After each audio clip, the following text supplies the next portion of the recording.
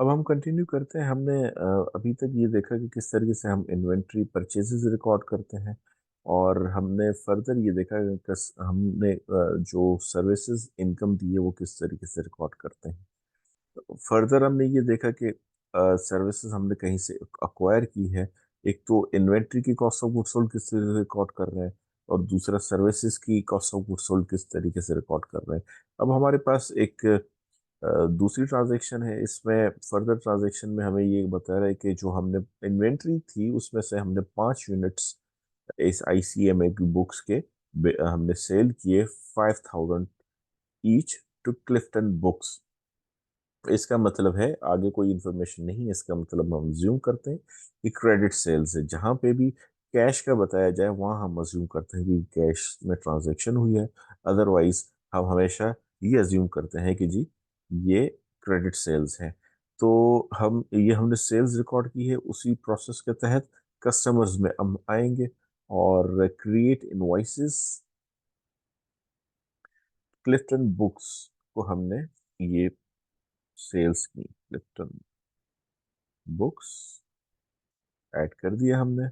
और हमने क्वांटिटी डाली 5, और हमने क्या सेल्स किए हैं, क्योंकि ऑलरेडी हमने इन्वेंट्री का पार्ट्स बनाए हुए हैं। ICMA books managerial level books है, हमने सेलेक्ट कर दिया। ठीक है जी, क्वांटिटी 5 डाली हमने ICMA मैनेजरियल लेवल बुक्स। यहाँ पे हम अगर मेमो में यही डाल दें, और प्राइस ईच जो है 1500, तो टोटल इनवॉइस बनी हमारी जो हम कस्टमर से चार्ज करेंगे 7500। 7 क्लोज। यहाँ पे इस स्पेलिंग मिस्टेक्स वगैरह ये आपको बता रहे हैं। आप चेक कर सकते हैं। अभी फिलहाल के लिए हम इग्नोर ऑल। ये आपकी इनवॉइस सेव हो गई। अब हम यहाँ आगे अगर इन्वेंट्री में देखेंगे तो शुरू में हमने 44,000 की इन्वेंट्री रिकॉर्ड की थी। अब ये यहाँ से 5,000 की सोल्ड ICMA बुक दिखा रहा है, 5,000 की। तो अब हमारे पास इन्वेंट्री रह गई 39,000 की। यहाँ पे अगर हम प्रॉफिट एंड लॉस में आए, यहाँ पे इनकम स्टेटमेंट हमारा बता रहे कि अकाउंटिंग सर्विसेज जो हमने दी थी वहां से हमारे पास 17,000 आए। सेल्स हमारी हुई है 7,500। इसको हम डबल क्लिक करेंगे तो हमें यहाँ से पता चलेगा कि हमने 5 ICMA की बुक्स सेल की हैं। ठीक है जी। इसके बाद ये तो हो गया क्रेडिट सेल्स।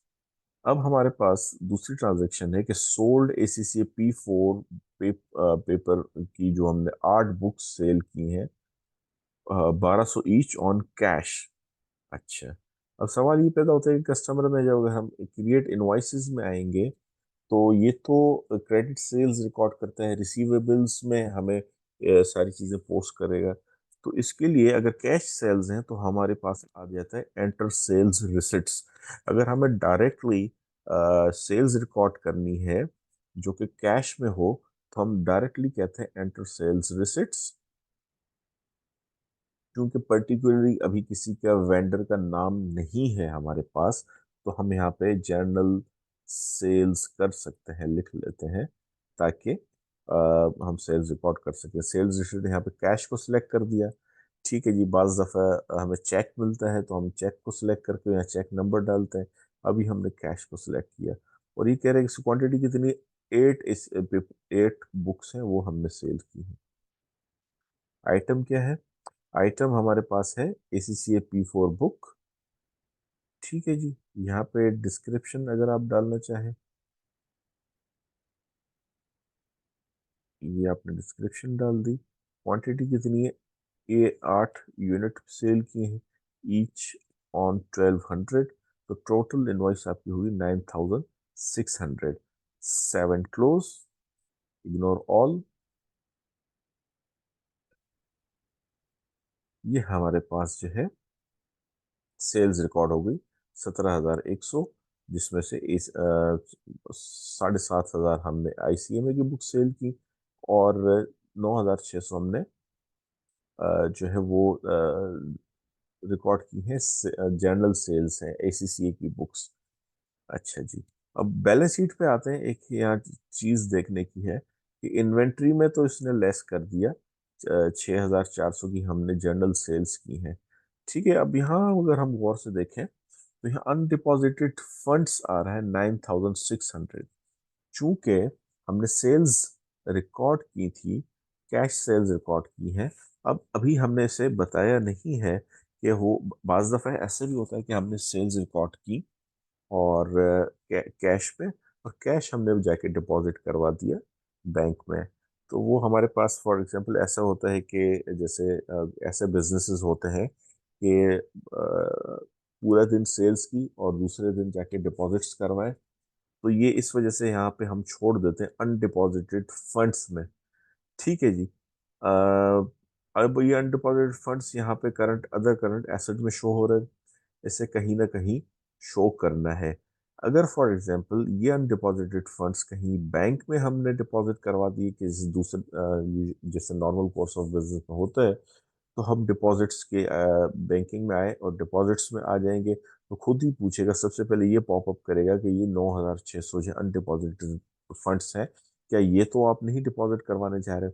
अभी इस फिलहाल एग्जांपल जो हम डिस्कस कर रहे हैं क्वेश्चन में, इसमें कोई भी ऐसी इंफॉर्मेशन नहीं दी गई। तो अगर हम चाहें तो इसको 9,600 यहाँ पे भी रहने दे सकते हैं, या हम एक पेटी कैश का अकाउंट बना देते हैं यहाँ पे, कि यहाँ से अनडिपॉजिट फंड्स जो है वहाँ पे डिपॉजिट्स हो जाए। आगे अगर देखते हैं, हमारे पास कोई ऐसी इंफॉर्मेशन नहीं है कि ये जो कैश 12 जो हमारे पास 9,600 कहीं पे हमने डिपॉजिट करवाया है, तो फिलहाल हम इसे कैश में रिकॉर्ड करते हैं। तो हम आगे मैक डिपॉजिट्स में, जैसे ही मैक डिपॉजिट्स में आप आएंगे तो आपके पास एक विंडो पॉपअप हो जाएगी कि ये जी एक पैसे हैं 9,600 अनडिपॉजिटेड है, इन्हें करना है या कोई और डिपॉजिट है। अगर यही डिपॉजिट है तो हम यहाँ चेक लगा देंगे, अदरवाइज कैंसिल कर देते हैं हम। तो ओके किया मैंने, तो general sales from account, obviously ये जो किस अकाउंट को क्रेडिट करना है, डेबिट यहाँ पे पूछ रहा है कि कौन सा एससीबी बैंक है या एचबीएल बैंक है। यहाँ पे मैं एक और ऐड कर देता हूँ, कैश इन हैंड के अकाउंट से, कैश ऑन हैंड। ठीक है जी, इसे सब अकाउंट बना देता हूँ कैश एंड कैश इक्विवेलेंट की। 7 क्लोज, ओके, 7 क्लोज। अब क्या हुआ, हमारे जो अनडिपॉजिट फंड से खत्म हो गए और यहाँ पे कैश ऑन हैंड हमारे पास आ गया 9,600। ठीक है जी। ये हमारी कैश सेल्स थी जो हमारे पास डायरेक्ट एंटर सेल्स रिसिट्स में आता है। ये हमारी एक हो गई। अब हमने ये कहा कि जी वो जो हमने सेल्स रिकॉर्ड की थी एक क्रेडिट सेल्स क्लिफ्टन बुक्स से, वो हमारे पास जो क्रेडिट पे हमने सेल्स की थी उसमें से हमें चेक मिल गया फुल सेटलमेंट का। तो इसका मतलब ये हमारे कस्टमर थे, कस्टमर से हमें पैसे आए हैं क्लिफ्टन बुक से।